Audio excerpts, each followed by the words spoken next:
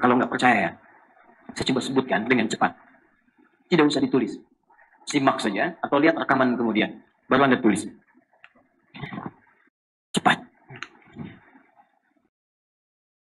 Saat masih dalam kandungan, diberitahu oleh Allah, kondisi kandungan akan begini, pergerakan-pergerakan janinnya dan seterusnya. Quran surah ke-22 ayat yang kelima. Doanya, supaya nanti kalau lahir anaknya soleh, dekat dengan Allah, baik dengan orang tua. Quran surah ke-7 ayat 189. Begitu lahir diberi petunjuk, ibu yang baru melahirkan berikan ASI sempurna. Kalau pengen komplit berikan 2 tahun. Bapak jangan ganggu ibu, fokuskan bapak untuk mencari rezeki supaya bisa mensuplai kepada ibunya. Quran surah kedua ayat 233. Itu nyata, betul. Ya, wal walidatu yurdi'na auladahunna haulaini kamilaini liman arada an yutimma radha'a wa 'alal mauludi lahu rizquhunna wa kiswatuhunna. Suami yang baru mendapatkan karena keturunan, dorong istri, berikan semangat supaya nanti memberikan ASI dengan kualitas terbaik, jangan diganggu psikologinya. Karena itu tugas-tugas lain bapak yang kemudian dorong itu. Ya, maaf ibu dan teman-teman sekalian, kita pasti akan mengerti. Kalau ibu sedang melahirkan, rasa sakit itu setengahnya akan hilang. Ketika bayi kemudian yang hadir dilahirkan disampaikan kepadanya. Setengahnya hilang. Setengahnya lagi ketika suami hadir di sampingnya. Masya Allah mama, anak kita sudah lahir sayang. Ih, Masya Allah matanya mirip kamu. Tapi kok bibirnya mirip tetangga kita ya? Ya. Nah itu nanti bahasan yang lain.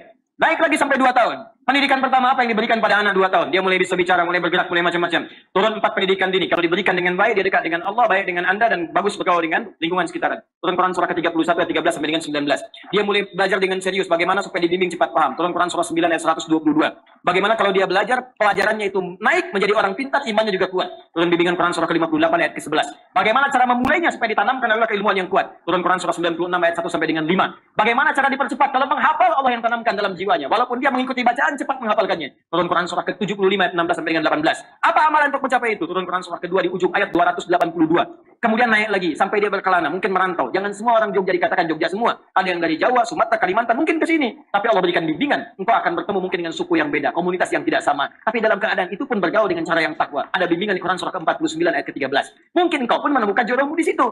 Maka ketika engkau bertemu dengannya, jangan terjebak dalam perbuatan yang dilarang. Ya, hati-hati, jangan dekati zina, jangan dekati yang buruk-buruk. Tapi kalau mau, cepat lamar. Makanya saya sering katakan, para akhwat yang belum menikah, jangan percaya kalau ada laki-laki mengatakan, sayang, antar yuk pakai beca.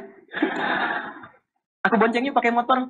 Jawab dengan kalimat yang indah. Aku tidak perlu motormu. Yang aku perlukan, tuliskan namaku di buku nikah kita. Catat. Bikin status. Aku tak peduli dengan motornya. Yang aku impikan BPKB-nya. Oh, bisa aja. Apa itu BPKB? Buku pernikahan kita berdua. Langsung direkam sana. Tuh Bu, suami yang rekam Bu. Masuk. Maka berikan maharnya yang terbaik. Turun Quran surah keempat, ayat yang keempat. Langsungkan pernikahan. Jangan lama-lama. Quran surah 30, ayat ke-21. Bahkan saat menikah pun ada training khusus. Training Quraninya ini pendidikannya. Nanti kalau menikah, suami kewajibannya begini, istri begini. Quran surah 4 ayat 34. Kalau ada persoalan komunikasi sampai hal yang tak bisa dipecahkan, cari orang bijak untuk berkonsultasi. Quran surah 4 ayat 34 sampai 35. Suami mulai bertugas mencari nafkah. Bagaimana caranya? Turun Quran surah kedua ayat 168 yang standar. Kalau pengen cepat, naik Quran surah kedua ayat 172. Ingin cepat lagi belum datang, keberkahan sudah dibuka. Turun Quran surah ke-7 ayat 96. Apa Anda kira bekerja tidak ada tantangan? Mungkin banyak tantangan. Kadang-kadang ada yang menyingkirkan, ingin menyungkurkan. Kata Allah itu biasa dalam kehidupan. Maka lakukan amalan ini, maka Anda akan dilindungi. Quran surah 17 ayat 79 sampai 81. Kalau ada yang sampai mengancam, lakukan zikir Nabi Yunus alaihissalam, Quran surah ke-21 ayat 87 sampai dengan 88. Anda bekerja tapi istri merawat anak-anak di rumah juga belum tentu mudah. Ada yang kadang-kadang teriak, ada yang berkata, amalannya lakukan Quran surah ke-17 ayat 23 sampai dengan 27.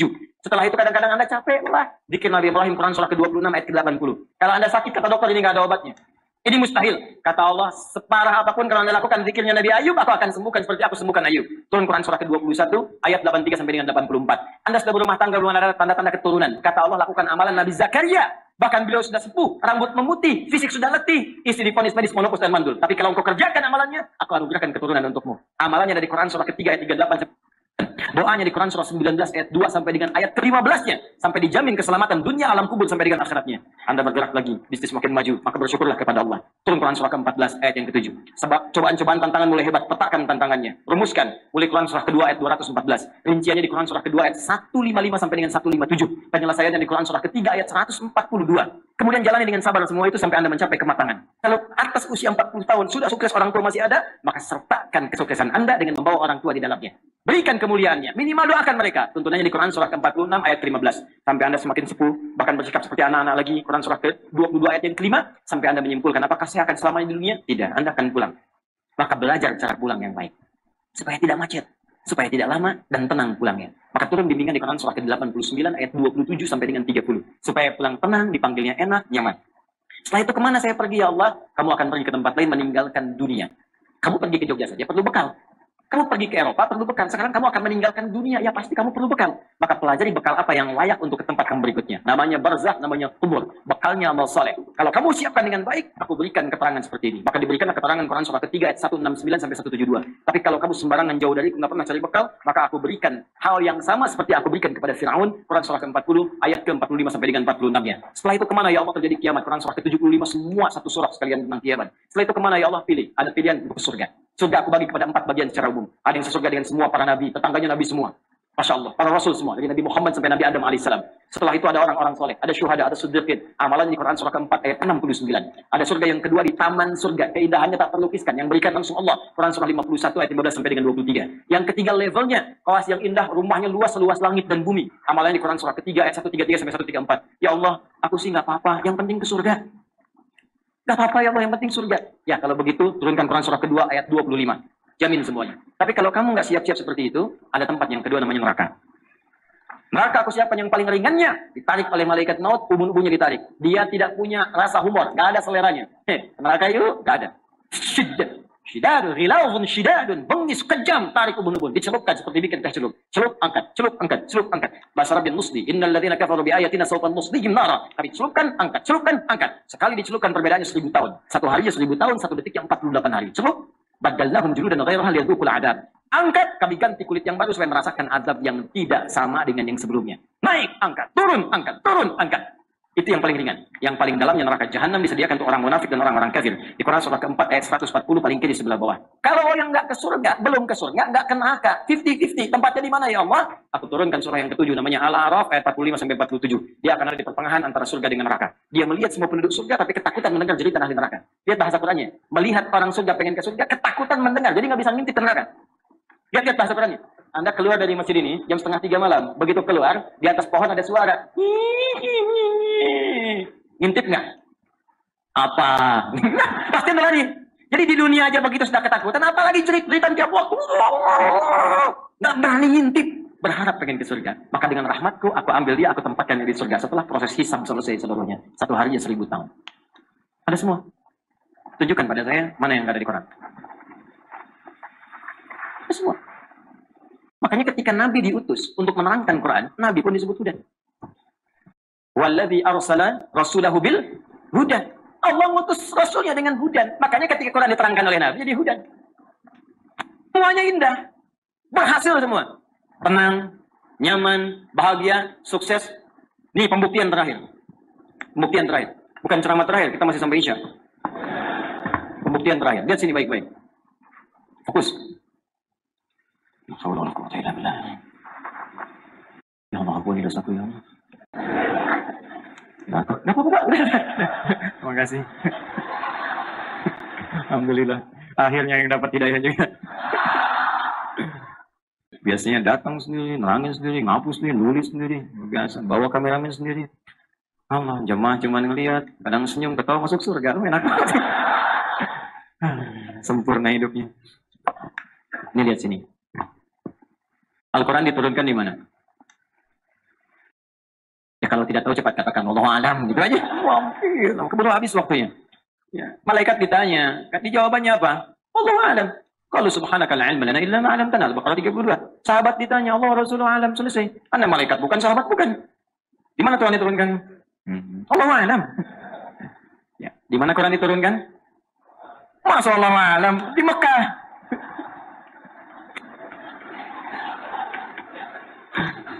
Al-Quran diturunkan di mana? Di Mekah. Mekah itu ada umat. Umatnya disebut dulu dengan nama apa? Apa namanya? Jahiliyah. Ada jahlun, ada jahilun, ada jahiliyah. Itu beda. Jahiliyah. Sampingnya ada Rom, Romawi. Di sini ada Furs, Persia. Romawi maju, Bu. Punya imperium. Peninggalannya sebagian ada di sini. Saya sempat diizinkan Allah untuk belajar di Tripoli, Libya. Punya leptis magna dengan Sumatera. Itu sepanjang laut Mediterania. Sampai ke Italia, sampai ke sana. Itu peradaban Romawi masih terlihat sampai sekarang. Bekas-bekasnya. Masih ada. Kolosiumnya. Masuk saya ke sana. Saya masuk, saya pelajari, saya lihat. Bahkan mereka sudah punya sistem spa. Salon spa. Sudah ada. Bikin. Saya lihat semua. Ada pertarungan, tempat gladiator, macam-macam. Ada semua. Ya. Kemudian sempat saya ke Turki. Satu daerah itu kan memanjang Mediterania ke sana. Ada juga sebelah sana. Romawi sudah punya peradaban. Persia punya kekaisaran. Sampai sekarang kelihatan sistemnya dan sebagainya. Maju. Terutama ahli di bidang administratif. Ahli di bidang administratif. Makanya bahasa Arabnya menteri itu wazir. Wazir itu asalnya bahasa Persia. Dari Persia. Ya karena dulu mereka pakar di bidang administratif. Tapi di Mekah ada apa? Romawi tidak, Persia jauh. Yang ada jahiliyah. Jahlun itu bodoh. Jahilun orang bodoh. Bodoh di sini tidak harus melulu dipahami, nggak punya pengetahuan, belum tentu. Jahlun dalam bahasa Arab bisa juga diartikan tidak kenal pada nilai-nilai kebaikan. Umum, nggak kenal pada yang baik. Karena ilmu itu baik, maka lawan ilmu itu jahlun. Di semua yang tidak kenal pada kebaikan disebut jahlun sifatnya. Orangnya jahil. Kalau tak kenal pada akhlak, jahil juga. Tak kenal pada ilmu, jahil.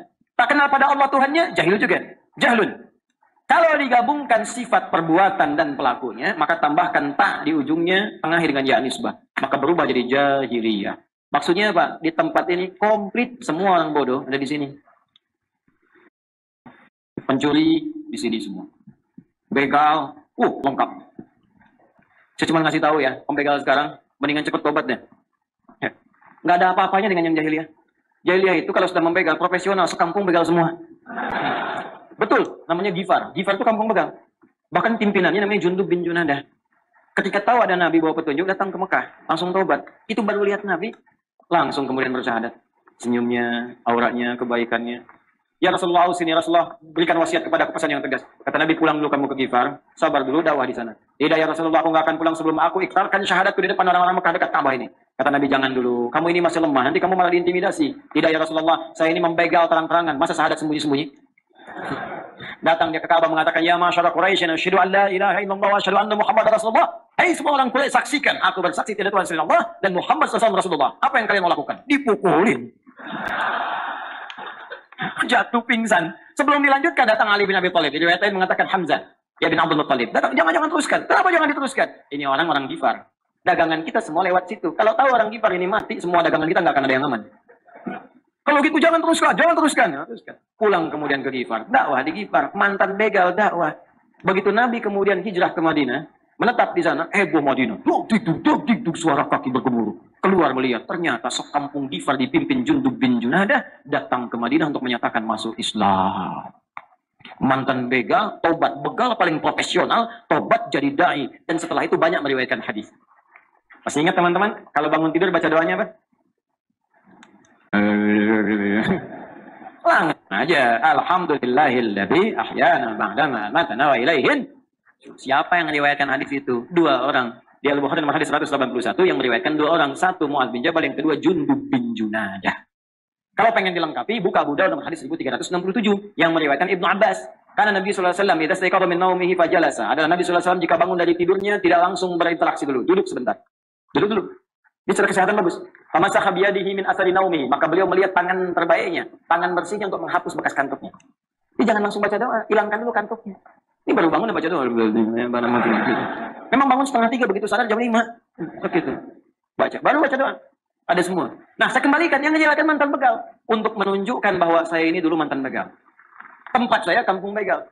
Maka disebutkanlah nama daerahnya untuk mengingatkan orang-orang di masa depan. Tobat, balik. Ini perbuatan nggak bagus.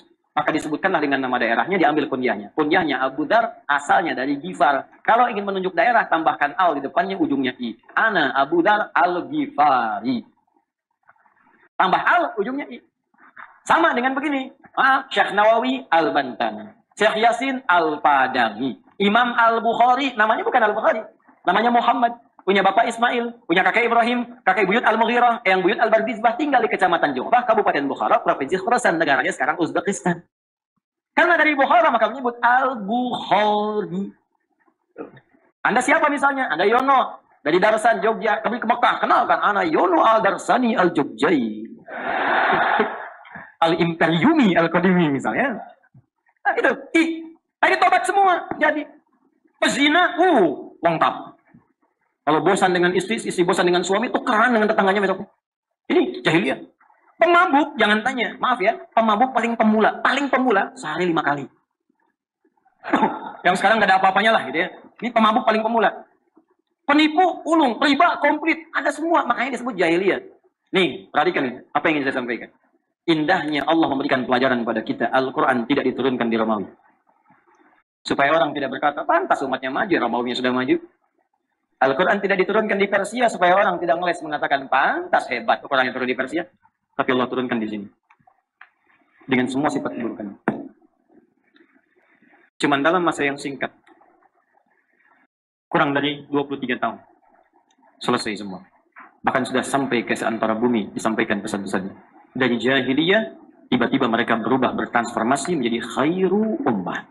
Kalau Anda ingin cari orang jujur, maka yang paling jujur cuma ada di masyarakat ini. Kalau Anda ingin orang cari penyabar, yang paling sabar ada di sini. Kalau Anda cari orang tawadhu, yang paling rendah hati ada di sini. Kalau Anda cari orang dermawan, yang paling dermawan ada di sini. Abdurrahman bin Auf, orang paling kaya. Modalnya pakaian. Jadi orang paling kaya, dibimbing oleh Quran. Setelah kaya, kapak terbuat dari emas. Kapaknya aja emas. Bayangkan. Kapaknya emas. Pekerjaannya apa? Sepertiga penduduk Madinah dibebaskan utangnya oleh beliau. Sepertiga lagi diutangi, dimodali. Sepertiga lagi disantuni. Artinya semua orang Madinah dibantu semua. Itu baru satu orang. Muncul 12.000 sahabat Nabi. 38-nya panglima. Satu kekuatan panglimanya bisa menaklukkan Romawi dan Persia. Khalid bin Walid. Khalid datang ke Persia. Udah takluk, kata Persianya pegang botol racun. Kata Khalid, jelaskan, apa itu?